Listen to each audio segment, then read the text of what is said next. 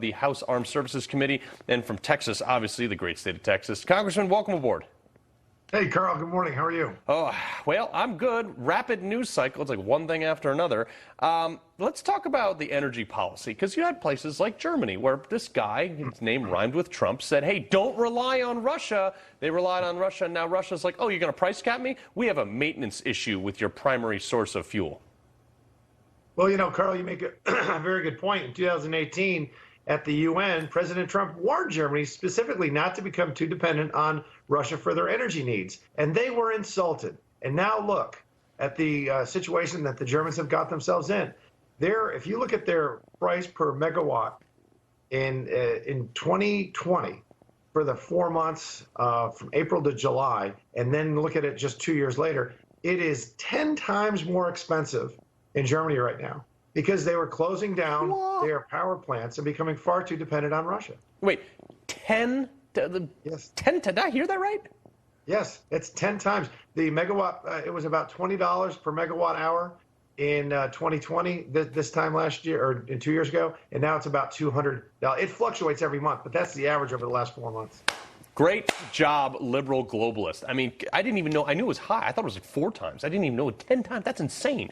All right, so I mean, Europe is in a bad place, but the price of oil, if it becomes profitable to export it to Europe, American companies are capitalists. They're going to say, yeah, sure, let's do this. So that's a big problem. You got places like France who have relied on nuclear and things like that, but you've got places like England, which is like 60% of its homes are heated with gas or oil or some variant of that. I mean, that's a big deal going into what is the Farmer's Almanac is predicting a very cold winter. Well, that's why, you know, Russia and Putin is using energy as a weapon, a political weapon. They claim they're not, but of course they are. And that's another reason why President Trump opposed the Nord Stream 2 pipeline. And then Biden, just insanely and just asinine, really, to say, you know, you pull all the sanctions from it, and then he had to re-implement President Trump's policies.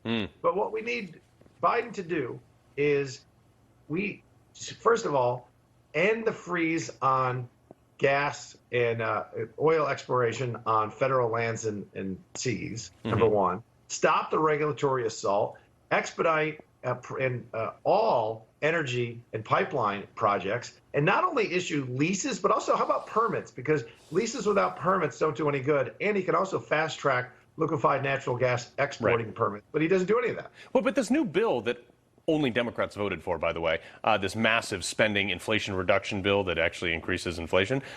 In that, though, correct me if I'm wrong, sir, there is a provision that forces the federal government to give these leases and permits, no?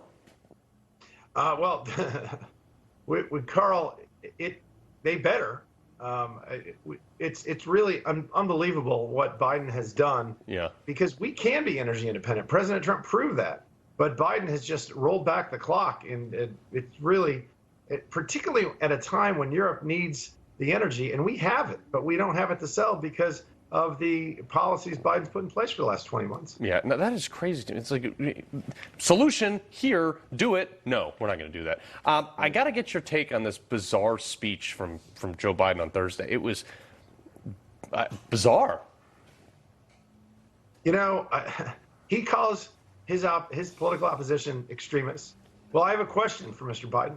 If I believe in limited government, low taxes, reasonable regulation, fiscal responsibility, secure borders, a prosperous and growing economy, and free, open, and transparent elections, that makes me a threat to our democracy. That makes me an extremist. That makes me someone that will resort to violence.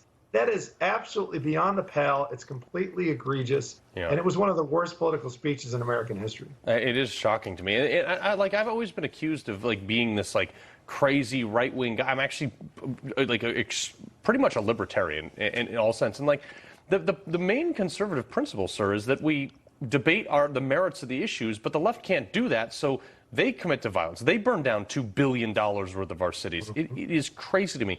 Real quick, 30 seconds left. Midterms. Are Republicans going to pull this one out?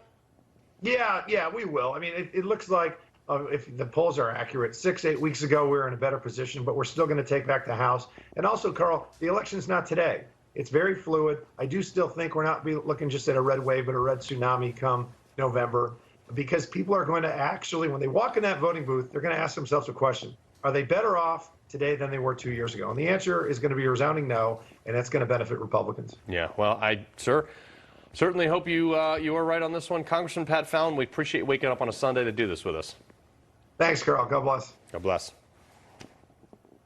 I'm still wearing Wranglers, boots, and a John Deere.